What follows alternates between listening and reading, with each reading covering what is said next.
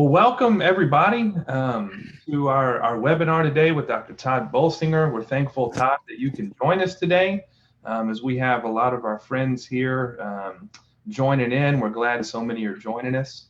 How is shelter in place going for you? I'm sheltered in place. No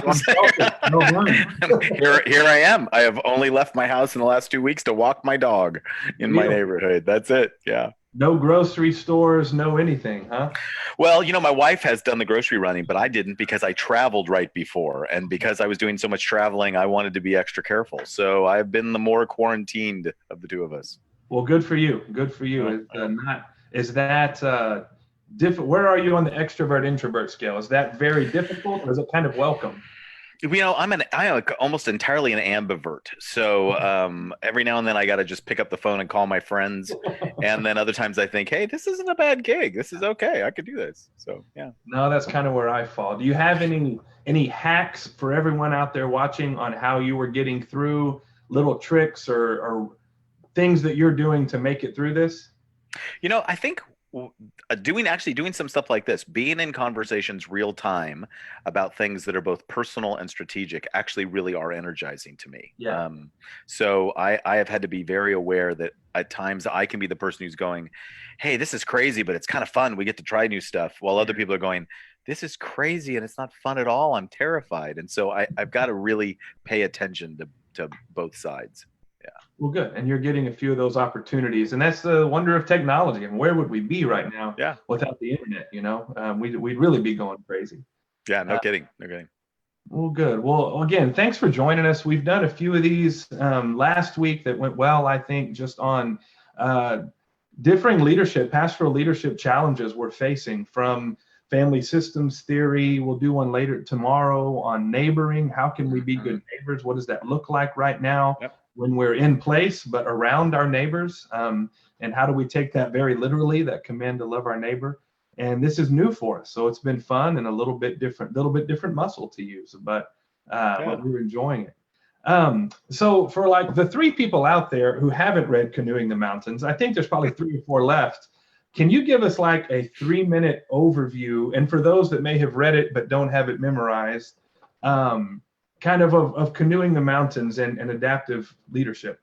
Yeah. So basically the analogy, which is, I think, been really helpful to people, is the idea that Lewis and Clark were actually authorized by Thomas Jefferson to go up the Missouri River and find the connection to the Columbia River that everybody just assumed or knew was there, that there would be a water route from the Pacific Ocean, therefore, all the way to the Gulf of Mexico, then to the Atlantic Ocean, then to Europe. So the mental model was economic thriving is built on having a water route. So they were trying to find a water route.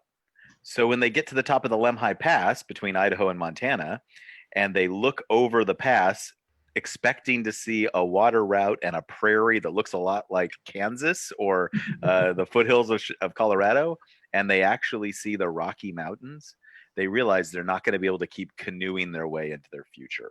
And Canoeing the Mountains is all about, what do you do in those moments when the terrain and the environment changes so dramatically that what got you here won't take you forward, and that you have to learn to lead in what we call uncharted territory, which is when you lead off the map, no longer built on your canoeing expertise, but now you got to cross mountains and become a different kind of leader. That's very good. I heard you for the first time a few years ago at Fresh Expressions National Conference, and immediately bought it and have enjoyed getting to visit with you. And we were very much looking forward to hosting you at a pastor retreat here in a few weeks. Yeah. But speaking of the uncharted territory, but I'm hoping to get that back on the book soon. Yeah, me too. I think most of our churches have been in uncharted territory for a while, whether we all have known it or not now, or whether our churches always know it. Now that is felt very acutely, that we are in seasons, at least for most of us, we've never faced before. What are some advice, encouragement that you can give pastors seeking to lead, finding themselves thrust into this uncharted territory very abruptly? Well, so here's the ironic part. What actually gets you through that moment, like, so there's this moment when Meriwether Lewis stepped over the Lemhi Pass and looked over and saw the Rocky Mountains. The men with him, one of the men wrote, "Those are the most terrible mountains we ever beheld," right? Mm, Because they were thinking we're supposed to be rowing our way into the future, and it was supposed to start going downhill after going upstream. It was supposed to get easier, not. And many of us have had this feeling like, oh my gosh, we just got to this moment when we're really working out what it means to be church in a changing world. And now we have this. The most important thing at that moment is to actually go back to your deepest core value mm, and ask, what is the thing that absolutely we're carrying forward? What's the thing we are not going to lose? What is the thing that yeah, is so precious to us that if we gave it up, we might as well give up. We might as well stop. It does us no good to move forward if we lose this. So remember that your future adaptations, your future is built on a healthy adaptation of your core DNA, your deepest values, who you really are. And at that moment, I think that's the moment that most of our churches are in. They're asking ourselves the questions. So what if our programs don't work? And then we go, wait a minute, a program centered church is maybe a generation or two old. The church yeah. has been much more than programs. Oh, okay. Well, wait a minute. What if we can't gather? You know what? Gathering is central to who we are, but actually even deeper than gathering and physical proximity has always been a commitment to the gospel and a commitment to Christ, the spiritual unity of the body of Christ that it shows itself up in a physical unity. uh, there's been scattered churches throughout the centuries that have showed up over and over again. Many times, the church scattered becomes the church in mission that transforms a community. Like, it allows us to start asking some deeper questions. And then from there, it allows us to begin to think, okay, if these are the core things that we cannot lose, then how can we prepare to let go of everything else that we might have to? And that is excruciatingly painful. If you built the canoes with your own hands, leaving them along the side of the trail or burning them for firewood is a painful process. But that is the process we're all in at the moment. Or if your grandparents built the canoes and their names on the canoe. Exactly, exactly. Right. Yeah. Yeah, It, exactly. it is our props, for lack of a better word, that are wonderful props, but buildings, programs, the way we've done business have been kicked out from under us. And many of those are wonderful and will be added back in, but it has forced us to strip things down and say, what is worship and what are the elements that must be included and what does it mean to be together? Yeah. How are disciples made? What does it mean for the church to be the church? It's Yes. made it more simple and more complicated all at the same time. It is. It is. And I do think that there's a kind of a creative moment if we're willing to acknowledge that it starts in loss.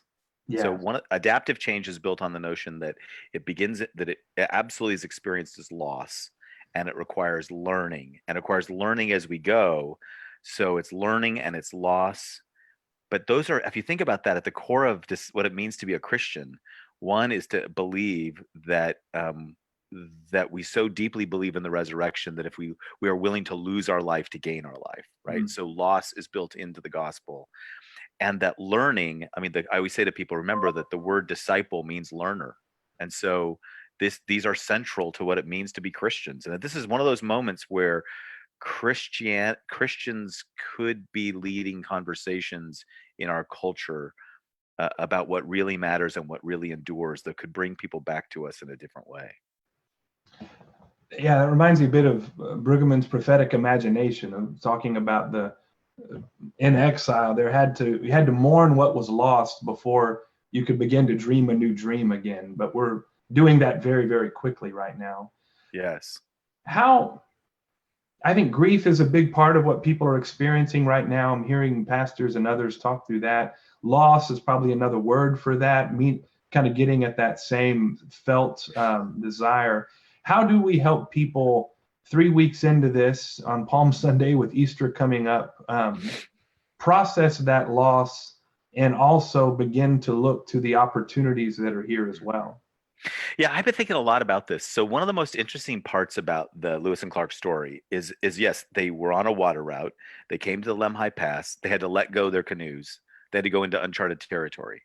But the thing I always want to remind people is they never lost the capacity to canoe.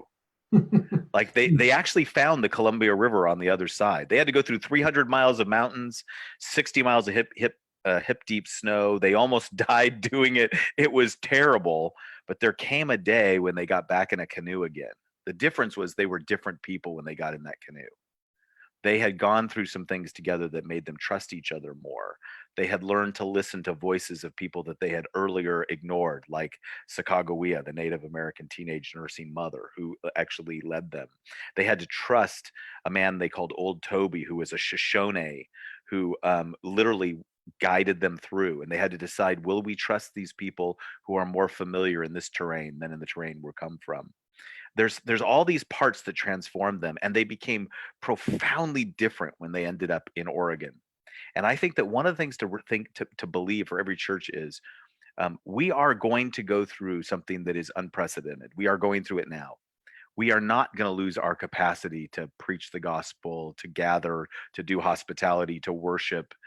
All those things will come back to us at another time. Let's not lose the opportunity to let this season transform us, change us, uh, chasten us a bit, correct us, deepen us, so that we become more resilient on the backside. That's good. We're homeschooling right now, and so our 10-year-old and our 8-year-old. In fact, the argument I broke up 5 minutes before we got on was they've discovered they can get under the bed that's in my office or my makeshift office. Which one gets to work under the bed? And I just thought, what are we talking about right now? But they sent home homework, a kindness homework is one of their 5 subjects. And I was struck by the public school sent home essentially what requiring the kids to do much of what churches are doing on mission right now. And it's kind of led me to thought, I mean, all the wonderful humanitarian benevolence things we're doing are excellent and needed and good. But what is the uniquely Christian response of a leader in our congregations right now? It seems worthy of some deep thought and practice of how do we stand out in culture, in a culture that is responding, I think, largely in kindness broadly right now. Mm-hmm. There's an interesting and kind of challenging moment. I don't want to be negative about this, but David Brooks wrote an article about the way as pandemics go on, people end up actually behaving worse. There's a whole study about a whole column he did at the New York Times about why we don't have many heroic stories that came out of the flu pandemic of 1918 and 1919, and it's because people were embarrassed about the way they acted later. They got more self-concerned, more fearful, more hoarding. This is a moment for Christians to really recognize that if we can take the long haul approach, and if we can think about how we're going to love our neighbors and love our communities over a long period of time, and how we're willing to adapt what we believe it means to be church, then we will have an opportunity, especially when people are at their most critical and stressed areas, to be a witness in those ways. So these first few weeks, there's all this kind of energy and it's exciting. The Rodney Stark's whole study about how Christianity exploded in the early centuries was because of the way they dealt with pandemics and the way they dealt with crisis. That Christians in those moments acted in such a way that drew people to Christ. And I think there are going to be these moments in front of us. No, that's good. That's very good. If you can be a wayfinder for us for a minute, or a prophetic witness for us, who are the I'm going to mispronounce. I grew up saying Sacagawea. I know that's yeah, exactly. Yeah. Sacagawea. Yeah. Sacagawea. I still butchered it. Yeah. Who are those figures that we may not have been listening to a month ago or 2 months ago that might be whose voice we need to hear to get through this well and thrive? Mm-hmm. Any thoughts on that? So here's the way to think about this: is anybody who did not have the privilege or power of place yesterday. Right. So yeah, I've talked to several pastors. I coach a number and I'm talking with some of them. Some of them come out of churches where they've got the capacity. Live streaming is nothing. We got the capacity to do it. We videotape all of our stuff. We live stream every time. This isn't hard for us. We can just do that. Great. You can coach others. You can be generous with others. You can help others. But for most of our churches, we're not going to become a television ministry overnight, nor should we. Like, it would be against our own ethos. So instead, what is it that holds us together? Go find the places in the churches where people have said, hey, here's what creates community, here's what creates witness, here's what creates connection, and how can we listen to those people? And so one of the parts that's been really interesting, one of my students is in New York City. She's in Manhattan, and they're in the middle of the epidemic. She is replanting a church in a small area in Chelsea in Lower Manhattan. It's an Episcopal church. It's a small, struggling congregation. She went there with a group of people to help replant it. They're doing amazing stuff. They do a compline service twice a week where they literally just take out the old Book of Common Prayer and lead through compline, and they get as many people now. I think sometimes they get more people on that compline service than they were getting in their sanctuary when they were worshiping. And it's not about numbers of people. It's about, here's a resource, here's a prayer book that is hundreds of years old that any of us can grab. I'm not Episcopalian, but man, when I listen to some of those wording, it speaks when I run out of words. And so here, it'd be weird to think about people who've prayed the lectionary can become a gift to those of us who've been programmatic people. They can be the voices. People who've come out of other parts of the world. Yeah. I mean, my son lives in Seattle. My brother lives in Italy. Listening to them about the way the pandemic has impacted them, it's like we're looking at the future. And I've got, my another friend that I said in New York. So for me, sitting in my place, if I can believe my brothers and sisters who are a few minutes ahead of me in the journey and let them teach me, it makes us more collaborative, more open to learning.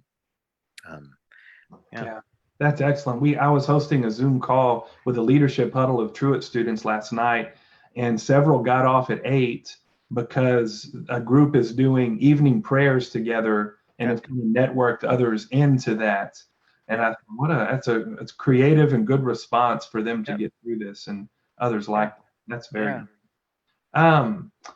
So do you see opportunities created during this time, new opportunities for leaders to be seized in crisis? I think Matt Snowden's on here. We were talking this morning. He's pastor at First Waco that mentioned, now I can't remember who the quote is, but on, never waste a crisis. I think Rahm Emanuel maybe said that. He's the one who made it famous. Yeah. Any thoughts on that? Well, I think the biggest thing to think about in this crisis is we will get lots of time to experiment with things that nobody expects for us to do forever. So do experiments. Now my encouragement is do what I call aligned experiments. Do experiments that align with your deepest values. Right. So this isn't a moment for me to decide that, what I really always wanted to do is be a ballerina. But this probably is a moment for me to think, hey, if I'd like to reset a rhythm personally for getting more sleep, or a rhythm for having regular exercise, or a rhythm for having just some small things that I can attempt for a season, then perhaps I can take them forward. I mean, somebody wrote, this is the lentiest Lent I've ever experienced, right? And I often think about that very often what happens in my own life is during Lent, I'll take on a spiritual practice. And a couple of years ago, my spiritual director asked me, if that spiritual practice has led you so deeply in Christ, why would you give it up after Lent? Well, this is a good moment for us to ask. There are certain spiritual practices that I've done over Lent that I think, oh my gosh, as soon as Easter comes, they're done. I'm not doing that anymore. It's doing experiments that are aligned, reflecting on those experiments, and asking which of this needs to go forward into the future, when we go into the new season. That's very good. Particularly with another 40-day in the Christian calendar leading to Pentecost. Yes. And I mean, we may be secluded for 40 more days post-Easter potentially. It feeds in even in the calendar well to have that set up of other spiritual practices that might be different than fasting. The last question, and then I'll turn it into some questions from the group. And so if you're watching and have questions, I'm looking through here some, please post them on Zoom or on Facebook, and we'll get to a few hopefully. And this may be looking beyond this to what comes next a little bit. You mention in the book quite a bit sabotage, and I think anyone that studied systems or led for more than 10 minutes understands that we face sabotage, we face kickback when new things come. Do you think the impulse to sabotage, or the reality of it, is heightened in crisis, lessened, or is that something we look for maybe once crisis has we're through that, through the blizzard, and facing a new normal where it comes? Any thoughts on sabotage and what to expect in crisis?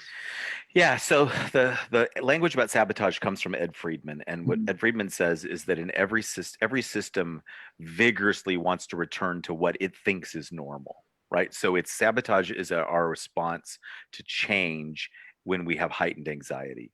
So what Friedman would say is, whenever you're making a change, don't think you've been success because you've made the change. It's not success until after you've made the change, then survived the sabotage, Mhm. then it is success. Well, why? Because people will be anxious leading up to change, but they often get really anxious right at the point or right after change. They're saying, change back, change back. We don't like that. We didn't know. We weren't paying attention. So what you have with sabotage is, I always say to people, remember, sabotage is not the bad things that evil people do. Sabotage are the human things that anxious people do. So expect lots of sabotage, and expect sabotage from people who love you and care about you, who are trying to protect you and themselves from the anxiety of change, and to try to stay as calm and committed to those core values all the way through. That's very good. I forgot to unmute. Man, that's helpful. I could do this for a few hours, but I know you have time constraints, and we have some people wanting to ask questions. Yeah, go ahead.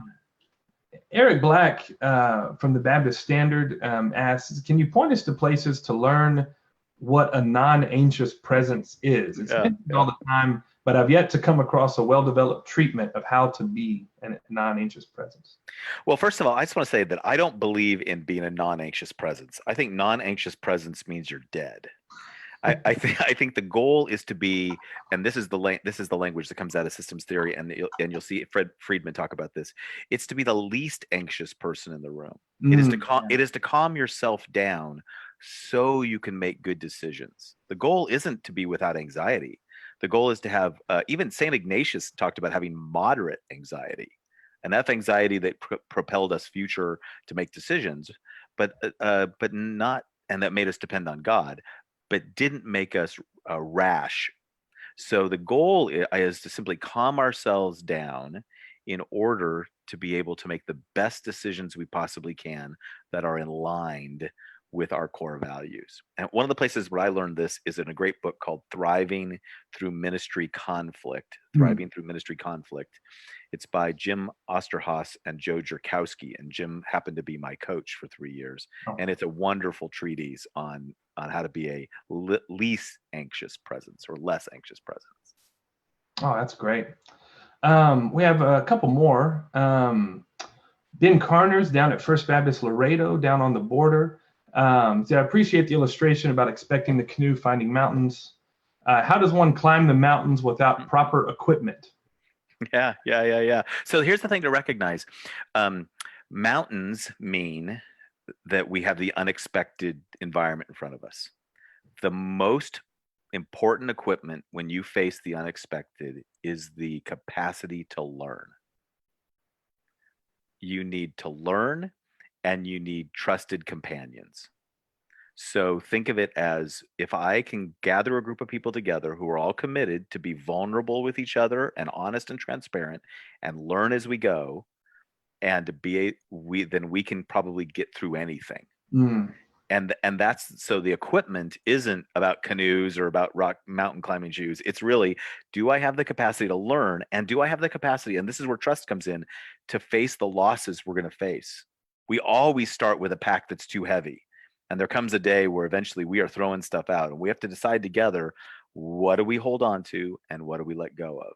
And we don't want to and that's going to take discernment, and that's going to take a group of people. So learning, facing loss with trusted companions who are willing to go into the unknown.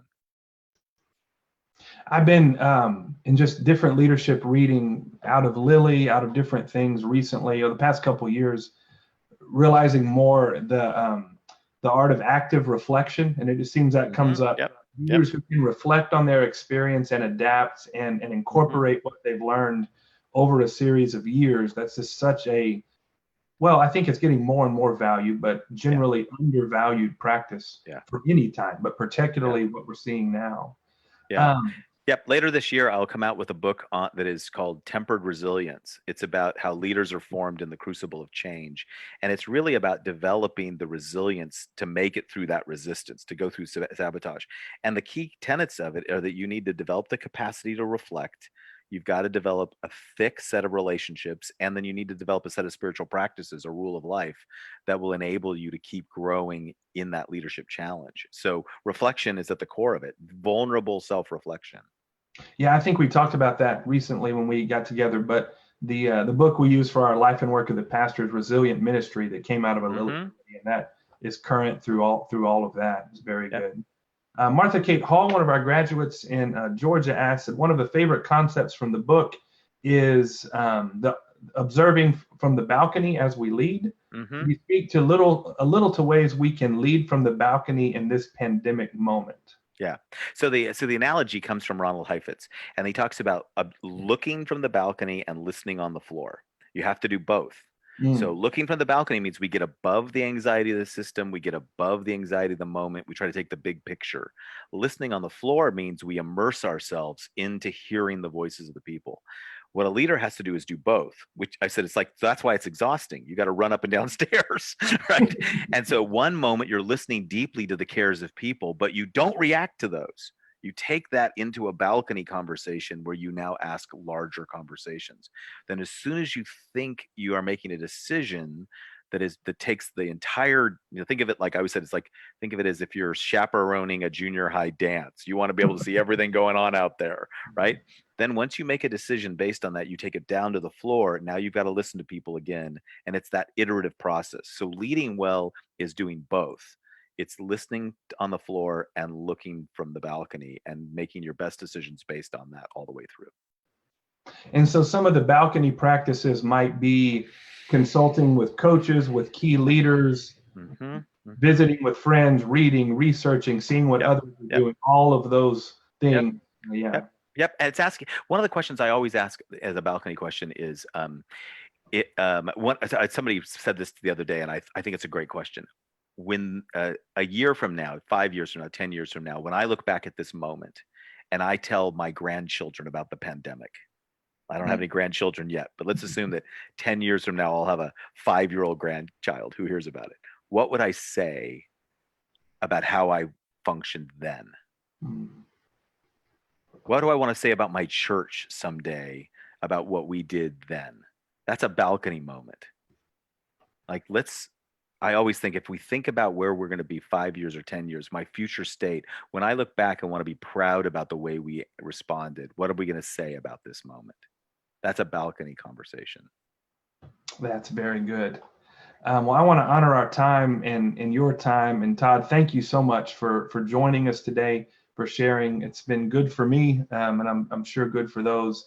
Any final parting words of encouragement for our folks listening or watching? Well, mostly keep doing what you're doing. You guys literally are the front lines. For people like Matt and me sitting in the seminaries, one of the things that we want to do is learn from you, and then we can do the reflection, and we can bring it to the work we've done. And if nothing else, just a resource you can have. If you just send a text, I put it in the chat. If you send a text, the word canoeing to 66866. Just the word canoeing to 66866. There's a digital curriculum we're giving away for free. There's some resources and slides that have a lot of these concepts. It's just the material that if I'd been doing a retreat with you, I would have given you for free, and I'll just give you all to the folks who listen to it. So canoeing 66866. That's how you find it. That's great. Well, thanks again, Tod. Appreciate it. Look forward to Yeah. getting together again soon. Yeah. Friends that are joining us, we're